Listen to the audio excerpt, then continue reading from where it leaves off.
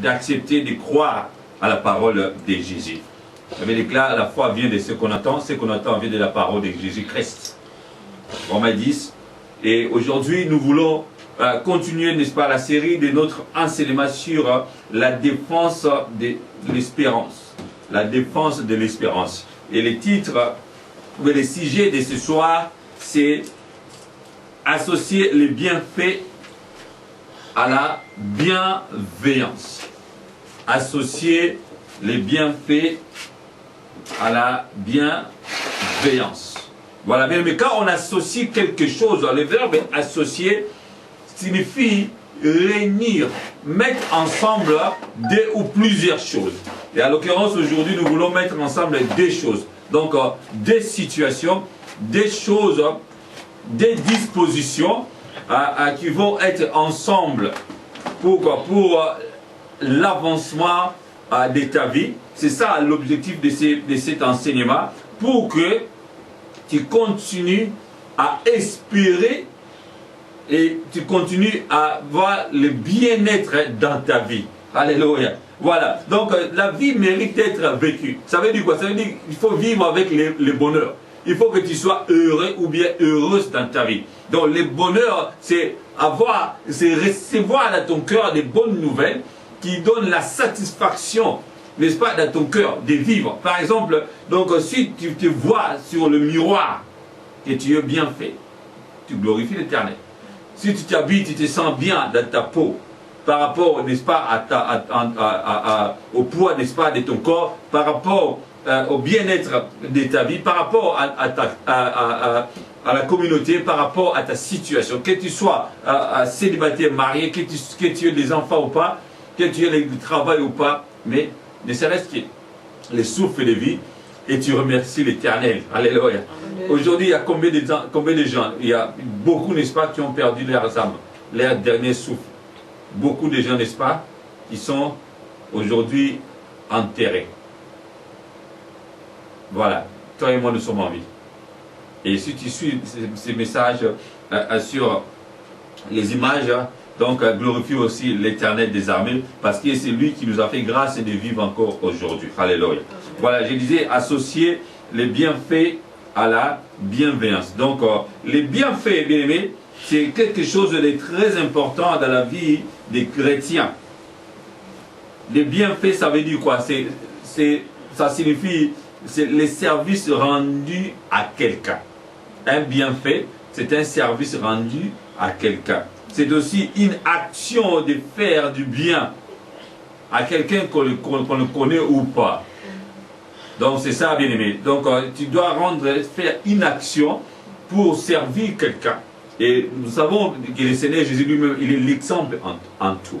Il a dit, il est venu pour servir et non pour être servi. Donc pour faire du bien à l'humanité, pour faire du bien au peuple de Dieu. Donc c'est ça, bien aimé. Et toi aussi, par exemple, tu peux avoir une voiture, accompagner quelqu'un, n'est-ce pas, vers un lieu donné. Et c'est aussi un service. Et un autre exemple, tu peux garder les enfants de quelqu'un d'autre pendant son absence. Ça aussi, c'est un service. Donc, tu peux écrire ou faire les photocopies, n'est-ce pas, pour un ami, pour quelqu'un que tu connais ou pas voir. Tu peux faire aussi les services, les bienfaits à quelqu'un que tu ne connais pas. Nous avons l'exemple de bons samaritains. Amen. Amen. Voilà. Et maintenant, la bienveillance, c'est quelque chose aussi, c'est parmi les facettes du fruit de l'esprit, le livre de Galates chapitre 5 verset 22. Alors d'abord, la définition de la bienveillance, ça veut dire, c'est ce qui marque une disposition favorable à l'égard de quelqu'un. Ça veut dire quoi? Donc tu es disposé dans ton cœur. Quand tu vois un ami, quand tu vois un frère, quand tu vois quelqu'un, un homme, c'est aussi quelque part l'humanisme, n'est-ce pas, Kimomoto. Donc d'avoir la disposition permanente dans ton cœur. Que quand tu vois quelqu'un, tu es prêt à l'accueillir. Par exemple, si tu accueilles quelqu'un dans ta maison, tu l'accueilles bien, quel que soit son statut. Aujourd'hui, n'est-ce pas, souvent on a l'habitude de bien accueillir les gens qui ont un certain statut dans la société, ou les gens qui ont beaucoup d'argent, ou les gens que tu estimes. Mais en réalité, la bienveillance, c'est une disposition par rapport à ton cœur, à quelqu'un, à un être humain. Donc c'est tellement important. Et l'objectif aussi primordial de ces messages, pour que tu progresses ou bien tu t'élèves à un niveau élevé de la spiritualité. Pourquoi? Parce qu'il n'y a que les grands esprits qui associent les deux entités là, les bienfaits et la bienveillance. Nous avons l'exemple de Dieu lui-même. Comment? Dieu a créé le monde. Il nous a créés. Est-ce que nous avions demandé à être créés? Non. Mais c'est par son cœur, par son amour. Parce qu'il est amour, il a créé, il nous a créé, il nous a donné aussi le monde pour vivre. Et la bienveillance de Dieu, c'est aussi par rapport à la vie éternelle. Alléluia. Donc il a créé et il nous a donné la vie ici-bas sur terre. Pourquoi? Pour que nous vivions dans l'allégresse, dans la joie. Et après quoi, nous allons nous retourner devant son trône. Pourquoi? Parce qu'il va nous accueillir. Oh, alléluia. Et il a envoyé le Seigneur Jésus. Le Seigneur Jésus a dit, je suis parti pour préparer une place pour chacun de vous. C'est ça l'accueil, n'est-ce pas? Qui va nous accueillir là-bas? C'est le Seigneur Jésus. C'est lui qui nous a promis. Il a dit, je ne vous laisserai pas seul, mais il faut que je m'en aille pour que j'aille pour réparer les tables, si je peux dire comme ça, les tables pour vous. Et je ne vous laisserai pas seul. Il y a le Saint-Esprit qui est avec nous. Quelle bonté, quel bienfait, quelle bienveillance. Oh, aujourd'hui, bien-aimé, si tu associes les deux, tu fais le bien et tu as aussi la disposition de ton cœur, n'est-ce pas, d'accueillir le bien-aimé, d'accueillir le peuple de Dieu, d'avoir l'humanisme. Aujourd'hui, il n'y a pas l'humanisme dans la vie de tout à chacun, dans l'humanité. Pourquoi? Parce qu'il y a des atrocités. Nous sommes dans les temps eschatologiques, les temps de la fin, les moments difficiles de la vie de l'homme, de l'humanité. Donc le Seigneur de gloire, lui, bientôt, il va, par sa colère sainte, il va détruire tout. Il a fait déjà par le passé. Les gens, n'est-ce pas, qui ne croient pas à la profondeur de la puissance de la parole de Dieu, et ils vont croire que la vie va continuer. Mais parfois, ce sont des histoires que Dieu avait détruit la terre avant Noé. Et après Noé, il a refait encore d'autres choses. Mais non, ce sont les paroles certaines de Jésus-Christ. Le livre de Matthieu, chapitre 24, nous annonce les signes eschatologiques, les signes de la fin du temps, les signes avant-coureurs, entre autres les tremblements de terre, la famine, il y a des atrocités, il y a des guerres entre les pays, des guerres entre dans la famille, n'est-ce pas? Il y aura la froideur de la foi, il n'y aura pas d'amour dans la vie. Nous le voyons aujourd'hui avec l'essor de réseaux sociaux. Il n'y a que des atrocités. Même si tu suis les informations à la télé, la plupart du temps, presque tous les jours, il n'y a que des mauvaises informations. Alléluia. Mais nous avons la grâce dans l'église de Dieu. Le Seigneur nous recommande de faire quoi? D'annoncer la bonne nouvelle. Alléluia. Donc je suis venu annoncer la bonne nouvelle pour ta vie, d'associer le bienfait et la bienveillance. Prenons nos Bibles dans le livre de 1 Pierre. 1 Pierre, chapitre 3, versets 15 à 18. 1 Pierre, chapitre 3, versets 15 à 18. La première épître de Pierre, chapitre 3, verset 15 à 18. La Bible déclare, j'utilise aujourd'hui la version Semeur, qui nous dit: reconnaissez dans votre cœur. 1 Pierre 3, 15 à 18. Ça, c'est la version Semeur, les Semeurs. Je disais, reconnaissez dans votre cœur les seigneurs, c'est-à-dire les Christ, comme les saints. Si l'on vous demande de justifier votre espérance, soyez toujours prêts à la défendre, avec humilité et respect. Et veillez à garder votre conscience pure. Ainsi, ceux qui disent du mal de votre bonne conduite, qui déroulent de votre consécration au Christ, auront à rougir de leur calomnie.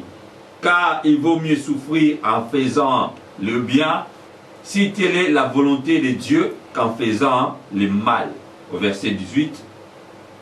Le Christ lui-même a souffert la mort pour les péchés, une fois pour toutes. Lui, l'innocent, il est mort pour des coupables, afin de vous conduire à Dieu. Il a été mis à mort dans son corps, mais il a été ramené à la vie par l'Esprit. Alléluia. Oh, gloire soit rendue à notre Seigneur de gloire, le Dieu de toutes puissances. Il s'est manifesté encore ce soir. Il veut te parler, bien-aimé. Comme j'ai dit tout à l'heure, l'objectif de ce message, pour que tu sois hissé, pour que tu sois, n'est-ce pas, arrivé à un niveau de spiritualité avancé. Que tu vives en permanence avec les bienfaits et la bienveillance. Si tu associes les deux, donc tu vas raisonner comme Dieu. Parce que nous sommes déjà des petits dieux, mais on n'arrive pas à vivre comme Dieu. Donc nous sommes en train d'essayer, comment dire, le monde d'aujourd'hui est en ébullition. Ça veut dire quoi? Le monde d'aujourd'hui, il cherche, n'est-ce pas, à changer des choses selon, n'est-ce pas, selon la pensée humaine. Or, nous sommes les chrétiens, pour arriver à vivre selon la volonté de Dieu, mais il faut être trop spirituel. Pas trop spirituel dans le sens de tout spiritualiser, non. Dans le sens de voir toujours sur l'angle spirituel, dans un niveau élevé, dans une pensée profonde, de chercher à connaître, à approfondir la puissance de notre Seigneur Jésus. C'est ce qu'on appelle épignosis. D'avoir la connaissance, la vraie connaissance, la connaissance profonde et exacte du Seigneur Jésus-Christ. C'est pourquoi le livre d'Éphésiens chapitre 4, à partir du verset 11 jusqu'au verset, je crois, 16, 17, 18, là où le Seigneur a donné les 5 ministères, et c'est pourquoi la fois passée, on a parlé de la vertu de 5 ministères. Pourquoi? Pour faire en sorte que, amener le peuple de Dieu à arriver à un niveau de l'édification.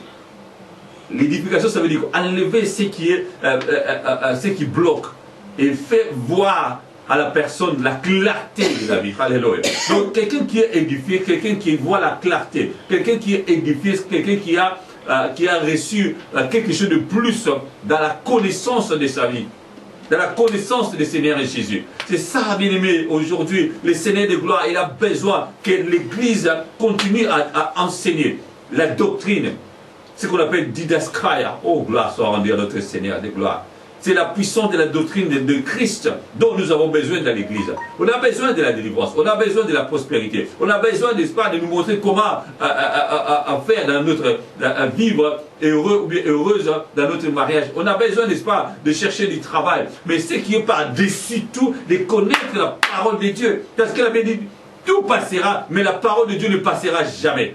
Tout passera, bien-aimé, mais nous allons vivre au paradis avec la parole de Dieu. Alléluia. Tout passera, les choses matérielles. Mais oui, bien-aimé, on en a besoin. Mais pourquoi? Pour un temps court. Mais la parole de Dieu, c'est pour l'éternité. Ton âme va vivre pour l'éternité. Alors, l'âme d'un homme a besoin de quoi? Allô? De la parole. De la parole. C'est pourquoi le Seigneur Jésus a repris au diable. Il lui a dit, l'homme ne veut pas du pain seulement. C'est ce qui se passe aujourd'hui dans le monde. Les diables, le monde, oui, nous bombardent des choses matérielles, des situations, n'est-ce pas, selon les siècles présents. Les gens aujourd'hui cherchent toujours à vivre selon le siècle présent. Mais le Seigneur nous a prévenus. Il faut faire en sorte, n'est-ce pas, de renouveler ton intelligence. Oh, qui va faire renouveler ton intelligence? C'est le Saint-Esprit. Oh, le Saint-Esprit utilise quoi? La parole de Jésus. Ce n'est pas la parole des hommes. C'est la parole de Dieu. Les gens qui parlent bien, les gens qui viennent pour donner des conseils. Oui, en termes de conseils, c'est bien de recevoir des conseils, de vivre avec des conseils. Même le livre des Proverbes nous dit, c'est avec beaucoup de conseils que l'homme, n'est-ce pas, s'assagit. Mais il y a toujours dans le même verset, quelque part, il dit qu'avec beaucoup, n'est-ce pas, beaucoup d'amis, il n'y aura pas la paix. Alléluia.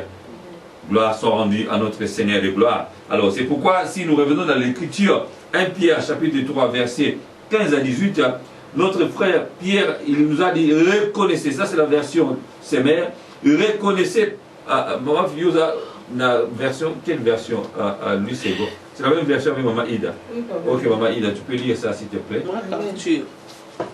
Ok, laisse-la lire. Je lis au nom de Jésus. Amen. Mais sanctifiez dans vos cœurs Christ le Seigneur. Oui. Étant toujours prêt à vous défendre. Êtes toujours prêt à vous défendre. Avec douceur et respect. Voilà. Donc ici on a dit humilité et respect. Là-bas on a ajouté avec douceur. Oui, continue.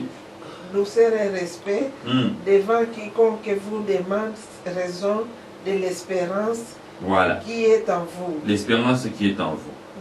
Oui. Verset 16. Ayant une bonne conscience afin que la même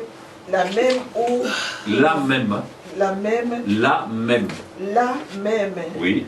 où il vous calomnie comme si vous étiez dans des malheureux malfaiteurs, ceux qui décrit votre bonne conduite en Christ soit couvert de confusion. Car il vaut mieux souffrir si telle est la volonté de Dieu en faisant les bien qu'en faisant le mal. Christ aussi a souffert une fois pour les péchés, lui juste pour des injustes, afin de nous amener à Dieu, ayant été mis à mort quant à la chair, mais ayant été rendu vivant quant à l'esprit. Alléluia. Gloire. Merci maman. Voilà. Donc on voit clairement que les bienfaits, si tu continues à faire les biens, n'est-ce pas, si telle est la volonté de Dieu, pourquoi arrêter? Et quand il y a une disposition, n'est-ce pas, de bienveillance par rapport à la parole de Dieu, d'autant plus qu'on nous a montré l'exemple de Jésus. La Bible dit clairement que reconnaissez dans vos cœurs, dans votre cœur, que le Seigneur Christ, c'est-à-dire le Christ comme les saints, si l'on vous demande de justifier votre espérance. Donc à partir de ton cœur, à partir de ton espérance, alors il y a des gens, n'est-ce pas, qui vont essayer de faire arrêter, de te faire stopper, de faire du bien. Les gens qui vont essayer, n'est-ce pas, que tu ne sois pas, que tu n'aies pas la disposition de ton cœur. Ici on parle du cœur. Nous sommes dans l'église marché de l'amour. L'amour, ça se passe dans le cœur. Le Seigneur de gloire veut que nos cœurs soient, n'est-ce pas, réceptifs. Voilà. Les cœurs capables d'avoir la passion. C'est ce qu'on appelle l'amour, la passion profonde. La passion, n'est-ce pas, et l'affection profonde à l'égard de quelqu'un d'autre. Et tu es prêt à se sacrifier pour la personne. C'est ça l'amour. Dieu lui-même, il a fait. Il a fait le bien pour nous. Il a une disposition, n'est-ce pas, bienveillante par rapport à l'accueil qui a réservé et qui est en train, n'est-ce pas, d'attendre le bien-aimé. Pourquoi? Pour que nous soyons avec lui pour l'éternité. Quelle bonté, bien-aimé. Quelle grâce. Mais aujourd'hui, on n'arrive pas, n'est-ce pas, à maîtriser la parole de Dieu. Il faut faire l'effort de garder la parole de Dieu dans nos cœurs. C'est ça, l'apôtre Pierre a dit, reconnaissez, selon cette version, reconnaissez dans votre cœur le Seigneur Jésus est le Saint de Dieu. Donc c'est lui, n'est-ce pas, qui a été envoyé par Dieu. Et il faut avoir, n'est-ce pas, la douceur, le respect, l'humilité, malgré tout. Même si les gens forcent, n'est-ce pas, à vous prendre comme des malfaiteurs. Donc ces textes, bien aimé, c'est par rapport à, ça a été par rapport à la persécution, à la persécution plutôt, des peuples de Dieu. Pendant que les disciples étaient éparpillés et continuaient toujours à quoi? À évangéliser, à annoncer la bonne nouvelle, à gagner les âmes pour l'œuvre de Dieu. Et c'est comme ça. Pourquoi? Parce que Pierre a dit, le Seigneur Jésus lui-même, il a souffert, n'est-ce pas? Et si lui, il est le Dieu, il a souffert. Et à combien plus forte raison, nous aussi, nous pourrions souffrir. Or, notre souffrance est déjà allégée par rapport à quoi? Par rapport à ce que Jésus-Christ a déjà accompli sur la croix. C'est ça, bien-aimé. les chrétiens doivent toujours mettre à la tête la puissance rédemptrice de Jésus-Christ sur la croix, sur le bois. Il a tout accompli. C'est pourquoi Colossiens à 2,14 nous révèle que le diable, il s'est cloué lui-même la condamnation du peuple de Dieu. Il ne faut pas avoir peur. Il faut essayer de comprendre la parole de Jésus. Il faut essayer de comprendre la démarche et le processus qui a engendré la mission de notre Seigneur de gloire. Et parce que c'est lui qui est notre exemple. Si tu es chrétien, tu suis pas à pas ce que ton maître a déjà accompli. Alléluia. Gloire soit rendue à notre Seigneur de gloire. C'est pourquoi, bien aimés, ce message est tellement profond que nous avons simplement un point qui va nous permettre à comprendre c'est quoi, c'est la disposition du cœur et la grandeur de l'esprit. Il faut toujours viser, n'est-ce pas, à avoir la disposition propre, prêt, être toujours prêt à faire du bien et être bienveillant. Et c'est comme ça, bien aimé, que tu vas ici à un niveau élevé de la spiritualité. Parce que tu vas essayer de contrôler. Nous allons voir le verset ici, je crois, dans le livre des Proverbes, chapitre 25. Il faut avoir la capacité de contrôler ta vie, de contrôler ton esprit. Il ne faut pas que les gens continuent, n'est-ce pas, à te guider de loin. Il ne faut pas toujours avoir la leader, alléluia, bien aimé. Waouh! Donc nous sommes dans une église là où il y a la pureté de la parole, là où nous sommes en train d'aller dans la profondeur de la parole. Il faut que la profondeur de la parole de Dieu soit prêchée dans les églises. C'est ce qui fait le malheur de l'église aujourd'hui, le corps de Christ. Donc il ne faut pas manipuler le peuple de Dieu. Il faut au contraire chercher à donner la bonne nouvelle, la bonne parole. C'est pourquoi le Seigneur Jésus dans le livre de Luc, n'est-ce pas, qui a été repris par le livre d'Ésaïe chapitre 61, que l'Esprit du Seigneur est sur moi. Si tu es rempli du Saint-Esprit, si tu as l'onction de la parole de Dieu, qu'est-ce que tu vas faire? Tu vas annoncer la bonne nouvelle. Tu vas guérir les malades. Tu vas annoncer la bonne nouvelle, l'année de grâce du Seigneur. Alléluia. N'essayez pas de manipuler le peuple de Dieu. Alléluia. Gloire soit rendue à notre Seigneur de gloire. C'est pourquoi apôtre Pierre, lui qui était avec le Seigneur Jésus, lui qui a vécu avec les rois de gloire, lui qui a expérimenté la puissance de Jésus-Christ, c'est pourquoi il témoigne. Il a dit encore, avec humilité et respect, et veillez à garder votre conscience pure. Mais on ne ment jamais à notre conscience. Si tu as fait quelque chose, même dans l'oubli, même si tu régnis devant les gens, mais tu ne régneras jamais, jamais, jamais devant ta conscience. Ta conscience va, n'est-ce pas, t'interpeller. Mais si tu corromps ta conscience, comment on corrompt la conscience? Par exemple, si tu as été corrompu avec de l'argent, si tu veux déformer la vérité de ta vie, de ton histoire, c'est comme ça que tu corromps ta conscience. C'est pourquoi Apôtre Pierre a dit, il faut garder ta conscience quoi? Pure. Il ne faut pas faire le mélange. Il faut que ta conscience, ta disposition de réfléchir, de penser, ton intellect au fond de toi, au fond de ton âme, n'est-ce pas? Et que tu reconnaisses les choses, la vérité première de notre Seigneur Jésus, et que quoi? Tu as l'espérance. Donc quand tu fais le bien, tu fais le bien pour Jésus. C'est pourquoi Dieu a dit, quand vous faites le bien pour les veuves et les orphelins, n'est-ce pas? C'est à moi que vous êtes fait de le faire. Je suis le père des orphelins, le mari des veuves. Comment Dieu va se marier encore? Dieu est un esprit.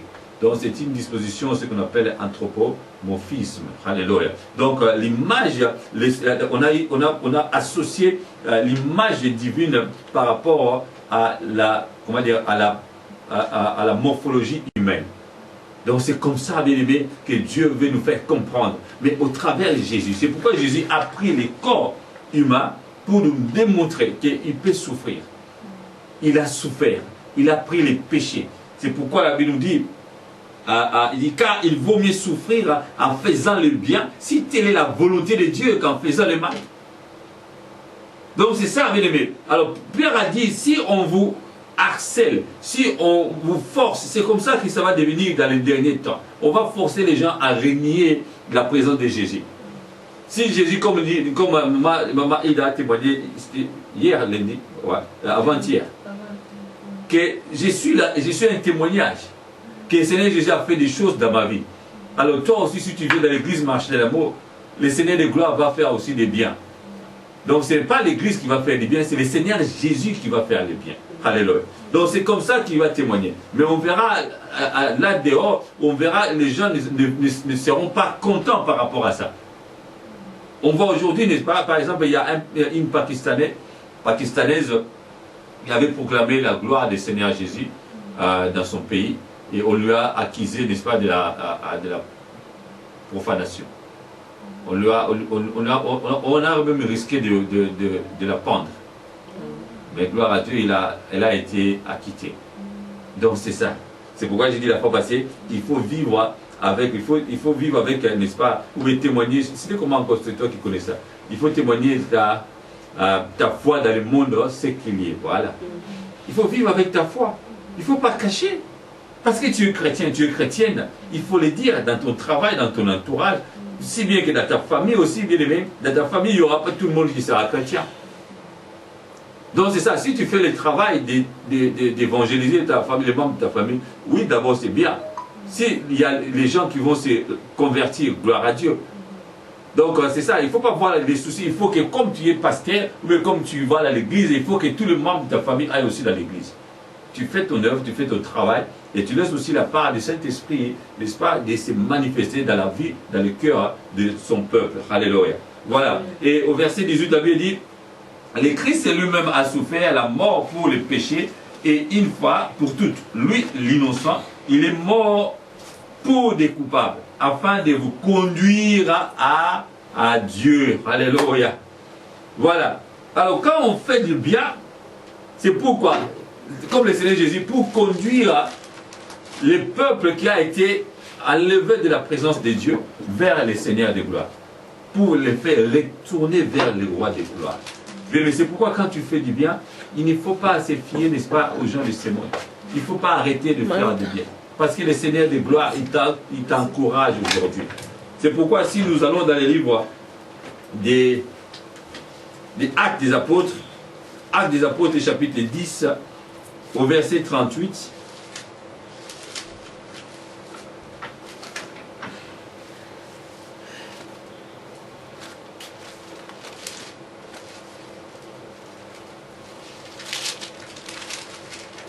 voilà. Donc, Actes des Apôtres, chapitre 10, à partir du verset ok, lisons d'abord le verset 34. Là, c'était intéressant quand même. La Bible dit, Pierre a dit, alors Pierre, ça c'est l'histoire de Corneille, Pierre a pris la parole et dit, maintenant je me rends compte, vraiment compte que Dieu ne fait pas de différence entre les hommes. Dans d'autres versions, ça dit, Dieu ne fait pas de favoritisme. Au contraire, dans toute nation, tout homme qui les révère et qui fait ce qui est juste, lui est agréable. En d'autres termes, si tu fais le bien et que tu es bienveillant, donc ça veut dire quoi? Tu es agréable à Dieu. Et il a adressé sa parole aux Israélites pour leur annoncer la paix par qui? Par Jésus-Christ. C'est lui qui craint et pratique la justice. Voilà, donc ça c'est la version à Louis II, donc la version de MacArthur. Moi je suis en train d'utiliser les Semeurs. Alors il a adressé la parole aux Israélites pour leur annoncer quoi? La paix par Jésus-Christ, qui est le Seigneur de tous les hommes. Vous savez, ce qui s'est passé a commencé par la Galilée, puis dans toute la Judée, après que Jean a appelé les foules à se faire baptiser. Ensuite, Dieu a oint Jésus de Nazareth en répandant sur lui la puissance du Saint-Esprit. Dans d'autres termes, Dieu a oint, je crois dans votre version, Dieu a oint le Seigneur Jésus du Saint-Esprit. Donc celui-ci a parcouru le pays en faisant les biens, en guérissant tous ceux qui étaient tombés sous le pouvoir du diable, car Dieu était avec lui. Alléluia. Voilà. De toute façon, le Seigneur Jésus, il nous a donné le mandat universel d'aller parler de sa part, d'aller évangéliser partout, et que les gens qui vont croire, ils seront baptisés, ils seront sauvés. Il a dit, ne crains pas, je suis avec vous. Ne craignez pas, je suis avec vous jusqu'à la fin du monde. Et après le monde, il y aura la vie, une autre vie, la vie éternelle. Donc là, je serai avec vous pour l'éternité. Alors pourquoi les gens n'arrivent pas à croire? Pourquoi les gens arrêtent de faire du bien? Pourquoi dans les cœurs des hommes aujourd'hui, il n'y a pas, la disponibilité ou la disposition de bien accueillir les gens, n'est-ce pas, dans leur cœur, de vivre dans l'harmonie, de vivre dans la paix. Et là, le Seigneur Jésus, il a dit, au travers de Pierre, que Dieu a envoyé le Seigneur Jésus avec la paix. C'est pourquoi on l'appelle Jéhovah Shalom. Alléluia. Il est Jéhovah Shalom. Quand on dit Shalom, que la paix du Seigneur soit avec toi. La paix dans les cœurs. Le Seigneur Jésus a dit, je vous laisse ma paix. Donc il nous a laissé donc, une partie de lui-même. Et cette partie-là, c'est le Saint-Esprit de Dieu. C'est pourquoi notre corps est le temple du Saint-Esprit. Il habite en nous, il est avec nous. Il se manifeste tous les temps que nous avions, dont nous avions besoin de lui. Il est là, il attend. Comme là, nous sommes en train de parler, le Saint-Esprit de Dieu est là. Il est au-dedans de moi, c'est lui qui parle. Il est à côté de moi, il est à côté de toi, il est au-dedans de toi. Donc c'est ça, bien aimé. Donc si nous avons la croyance, si nous croyons à ça, donc nous allons continuer à faire du bien. Nous allons continuer, n'est-ce pas, à aider le bien-aimé. Et nous allons continuer à vivre dans l'harmonie avec les autres peuples de Dieu. Que le peuple de Dieu soit chrétien ou pas. Or, si quelqu'un n'est pas chrétien, ça sera une occasion pour toi de faire quoi? D'annoncer l'évangile. N'est-ce pas? Donc, c'est ça, bien aimé. Donc, tu annonces la bonne nouvelle, tu prêches la parole de Dieu, ou bien tu évangélises à la personne. Il ne faut pas avoir peur des gens de ce monde. Et nous-mêmes, nous étions là-bas. Et si nous remarquons, on avait dit que le salut était venu pour les Juifs. Et au travers des Juifs, nous avons eu la grâce de recevoir la vie éternelle. Et Ephésiens 2, 8 nous dit, nous sommes sauvés par la grâce, au moyen de la foi. Et cette foi-là, il faut courir pour chercher cette foi. À qui? À Jésus-Christ. C'est lui, n'est-ce pas, bien-aimé? Il a fait du bien pour nous. Et il a une disposition bienveillante dans son cœur. Parce qu'il nous accueille. Alléluia. Il a dit, venez à moi, vous tous qui êtes fatigués. Je vais faire l'échange de fardeaux. Moi, mon fardeau est léger. Je prends les vôtres. Votre fardeau est tellement lourd. Pourquoi? Parce que nous voyons les choses de ce monde. Nous espérons toujours les choses de ce monde. Mais l'espérance dont je parle, bien aimé, c'est l'espérance de Jésus-Christ, de la vie éternelle. Donc nous marchons dans l'espérance du salut. Alléluia. Donc nous marchons selon la volonté de Dieu. Et c'est pourquoi Pierre a dit, si telle est la volonté de Dieu, que de faire du bien, continuez à le faire. Même si les gens de ce monde ne t'aiment pas, même si les gens de ce monde te critiquent à tout moment, mais toi tu t'en fous de leur critique, à continuer à faire du bien au peuple de Dieu, dans l'église de Dieu, dans la communauté, dans tout ce que tu as besoin de faire, fais-le. C'est comme ça que le Seigneur de gloire va continuer, n'est-ce pas, à t'amener à un niveau élevé de la spiritualité. Amen. Alléluia. On acclame très fort pour la gloire de notre Seigneur de gloire. Je disais, le point qui va nous accompagner tout au long de ces messages, c'est la disposition du cœur et de l'esprit, le niveau élevé de l'esprit. Alors la disposition du cœur, bien aimé, c'est ça. Il faut être toujours prêt à faire quoi? À aider, à faire du bien. Toujours, n'est-ce pas, être bienveillant dans ton cœur, d'accueillir les gens, n'est-ce pas? Je ne dis pas que dans ta maison, il faut accueillir n'importe qui et puis tout le monde, non. Si quelqu'un vient chez toi, c'est vrai, comme on dit en anglais, obviously, c'est quelqu'un, n'est-ce pas, que tu connais, c'est quelqu'un à qui tu as eu rendez-vous, c'est quelqu'un, n'est-ce pas, le membre de l'église, ou le membre de la famille, ou le membre de la communauté.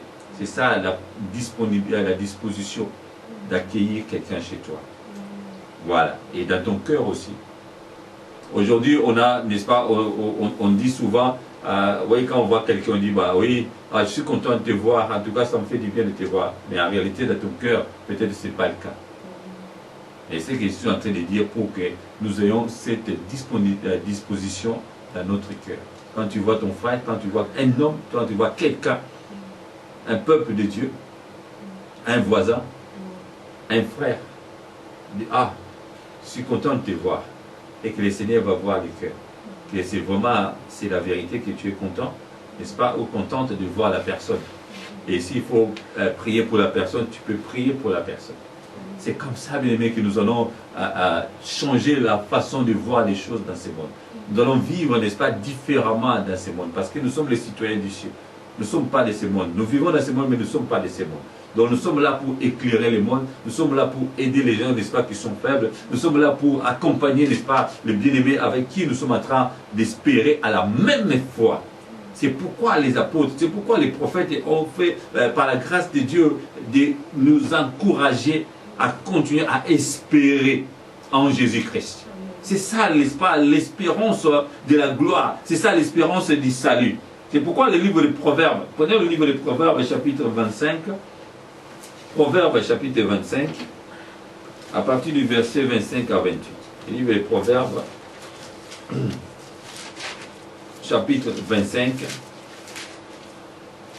à partir du verset 25 aussi, jusqu'au verset 28, la Bible dit « Une bonne nouvelle venant d'un pays lointain fait quoi? Fait du bien. Comme de l'eau fraîche à une personne altérée. Un juste qui se laisse ébranler devant les méchants est comme une source aux eaux troubles ou une fontaine polluée. » Là, je vous encourage aussi, bien. Donc, il faut être fort, ferme. Il faut être, n'est-ce pas, il faut être, on va dire, cette espérance-là, voilà, va nous encourager que nous soyons forts, courageux, devant les méchants. Un juste qui se laisse ébranler devant les méchants est comme une source aux eaux troubles ou une fontaine polluée. Oh, un juste c'est un saint, un juste c'est le serviteur de Dieu, un juste c'est un chrétien. Donc il ne faut pas te laisser abattre, te laisser ébranler par les méchants, par les gens de ce monde. Les méchants, ça signifie les gens qui sont contre toi. C'est pourquoi Pierre a dit, les gens qui sont contre, n'est-ce pas, les bienfaits que tu es en train de faire, les gens qui sont en train de te demander l'espérance. Il y a les musiciens, les chanteurs qui sont en train de chanter. Même si les gens de ce monde, ils cherchent que ton Dieu fasse quelque chose pour qu'ils voient et pour qu'ils acceptent que tu es en train de prier vraiment. Peu importe. Ça veut dire quoi en d'autres termes? Les gens qui te voient et qui connaissent ta vie, ils cherchent, n'est-ce pas, la chose qui te manque dans ta vie. Mais Dieu est juste et lui, il a créé les hommes à sa façon. Tout le monde a un défaut corporel, un défaut physique. Tout le monde, n'est-ce pas, ne se suffit pas à tout. Tout le monde ne peut pas avoir les mêmes choses, le même standard de la vie. Tout le monde ne peut pas avoir les belles voitures, tout le monde ne peut pas avoir les femmes, tout le monde ne peut pas avoir les maris, tout le monde ne peut pas avoir les enfants, tout le monde ne peut pas avoir beaucoup d'argent sur les comptes, tout le monde ne peut pas être riche. C'est ça aussi dans notre moisson, dans notre métier, qu'il faut qu'il y ait toujours des grandes églises, il faut qu'il y ait toujours des grands serviteurs entre guillemets. Non, chacun selon la grâce qui lui a été donnée et chacun à son époque. Pour certains serviteurs, ça va prendre 30 ans. Et pour certains, pour les autres, peut-être 40 ans ou plus, peut-être moins. Il y a des gens qui commencent l'église aujourd'hui, au bout de 2-3 ans, il y a déjà une grande église. Mais il y a certaines personnes, il faut travailler pendant des années. Ça dépend, n'est-ce pas, de Dieu lui-même. Mais ce qui est important, il faut avoir l'espérance dont je suis en train de parler. Alléluia. Le Seigneur a dit aux enfants d'Israël, gardez silence, je vais combattre pour vous. C'est pourquoi aussi aujourd'hui, les gens, n'est-ce pas, ils sont en train de se lamenter. Oh, nous sommes des hommes. Oui, il faut parfois crier, il faut pleurer. Oui, c'est bien. Quand tu pleures, tu cries à Dieu. Là, tu pries, oui, pour être toujours en communion avec les dieux. Mais quand tu manques quelque chose, ce n'est pas en pleurant, ce n'est pas en forçant l'Éternel que le Seigneur va le faire. Il va le faire selon sa volonté. C'est selon sa volonté qu'il va le faire. Alors c'est pourquoi le livre de Proverbes chapitre 25, à partir du verset 25, nous dit au verset 26, un juste qui se laisse ébranler devant les méchants est comme une source aux eaux troubles ou une fontaine polluée. Donc tu n'as plus de force. Donc il n'est pas bon de manger beaucoup de miel, mais étudier des choses importantes. Voilà ce qui est important. Il ne faut pas être, n'est-ce pas, goinfre, comme on dit en français. Il ne faut pas chercher toujours à avoir de belles choses, c'est ça. Donc celui qui veut toujours manger le miel, donc il ne faut pas toujours chercher les bonnes choses dans ta vie. Il faut chercher les choses, n'est-ce pas, qui te suffisent à toi et à ta vie. Et celui qui sait, celui qui ne sait pas se dominer, est comme une ville démantelée qui n'a plus de rempart. Donc, à d'autres termes, c'est quoi? Si tu n'arrives pas à te maîtriser, tu es comme une ville ou un territoire qui n'a pas de frontières, qui est passoire. Voilà, c'est comme aussi, n'est-ce pas, un corps qui n'a pas d'immunité. Un corps, n'est-ce pas, qui n'a pas des anticorps. Donc, n'importe quelle maladie, n'importe quelle épidémie, n'importe quel virus rentre dans ton cœur, dans ton corps, ça va te détruire. C'est ça aussi la spiritualité. C'est pourquoi j'ai dit, il faut avoir cette disponibilité du cœur et d'avoir les niveaux élevés de la spiritualité. Ça donne quoi? Ça donne les discernements. Si tu n'as pas les discernements d'esprit, parmi les 9 dons spirituels, dans 1 Corinthiens 12, il faut prier à Dieu. Donc là, j'ai prié aussi à Dieu pour que le Seigneur de gloire, n'est-ce pas, t'accorde les dons. Donc à chaque membre de l'église marché d'amour, les dons de discerner les esprits. C'est pourquoi les apôtres, Paul, lorsque cette dame qui était possédée par l'esprit de Python, continue à dire, écoutez ces gens-là, ils sont les serviteurs, ils sont les serviteurs de Dieu, ils sont dans les bons, écoutez-les. Mais elle était animée de quel esprit? Alléluia. C'est pourquoi aujourd'hui les gens ils disent n'importe quoi. Oui, même si, n'est-ce pas, dans ces lieux-là, dans les sectes-là, mais ils parlent de Jésus-Christ. Donc moi je m'en fous s'il a de la magie ou quoi. Mais non, bien aimé, c'est pas comme ça qu'on réfléchit. C'est pourquoi le livre de Galilée dit, l'Éphésiens toujours, n'est-ce pas, Éphésiens chapitre 4, à partir du verset 11, nous dit le travail des saints ministères. Quoi? Pour que les enfants de Dieu ne soient pas ballottés de gauche à droite, de tout bon de vent, des doctrines. Pour ne pas être manipulés à n'importe quel moment de la journée ou de la vie. Il n'y a pas que les démons, les diables qui nous manipulent. Nous, parmi nous aussi, les enfants de Dieu. Nous nous manipulons nous-mêmes. Quelqu'un qui a ramassé quelque chose à gauche, elle vient ou bien il vient pour, n'est-ce pas, annoncer ça aux enfants de Dieu. Alléluia. Amen. Amen. Ça va? C'est fini? Non, c'est bon. Alléluia. Gloire soit rendue à notre Seigneur de gloire. Amen. Alors, pour conclure, n'est-ce pas, ces messages, nous allons voir dans les livres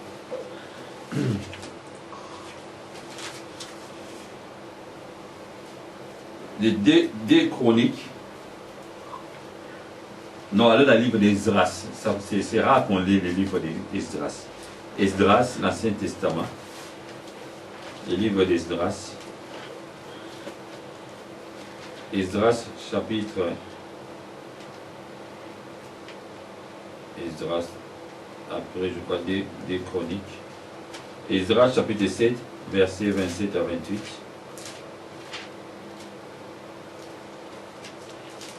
Le livre d'Esdras.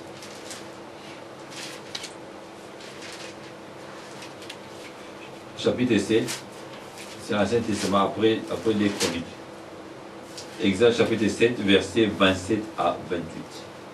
Exode chapitre 7, versets 27 à 28. La Bible dit, loué soit l'Éternel, le Dieu de nos ancêtres, qui a disposé l'empereur à donner une telle splendeur au temple de l'Éternel à Jérusalem, et qui m'a témoigné sa bonté dans mes rapports avec l'empereur, ses conseillers et tous les hauts fonctionnaires impériaux, ainsi fortifiés parce que l'Éternel mon Dieu était avec moi. Je puis rassembler des chefs d'Israël pour qu'ils parviennent avec moi. Alléluia. Donc c'est ça, bien-aimé, l'Éternel des armées. C'est lui, n'est-ce pas, qui a fait quoi? L'empereur ici, ça est représenté par le Dieu de gloire qui dispose le cœur lui-même. Il a disposé le cœur, il dit la disposition du cœur par rapport à quoi? Par rapport à ce que le Dieu de gloire va se manifester. Telle est la splendeur au temple de l'Éternel à Jérusalem. Le temple de l'Éternel à Jérusalem.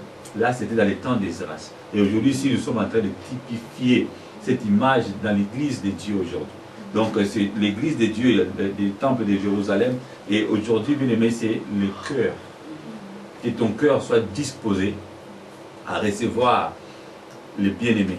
ton cœur soit disposé, n'est-ce pas, à faire du bien.